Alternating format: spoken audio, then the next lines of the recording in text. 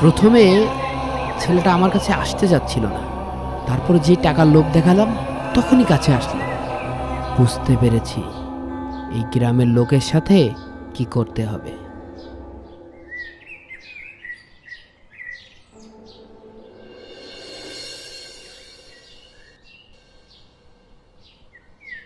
এত কিছু করার পরও ওই ইমামকে তাড়ানো গেল না।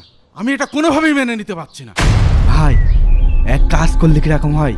কি কাজ রে? চলেন না আমরা সবাই মিলে ওই ইমামের ঘাড় ধরে এই গ্রামে বের করে দিই। না না না না, এ কাজ কখনোই করা যাবে না। এতে আমাদের গ্রামের নাম খারাপ হবে। অন্য ব্যবস্থা করতে হবে। সম্মানিত গ্রামবাসী, আমি আপনাদের মসজিদের ইমাম সাহেব বলছি। আমি সিদ্ধান্ত নিয়েছি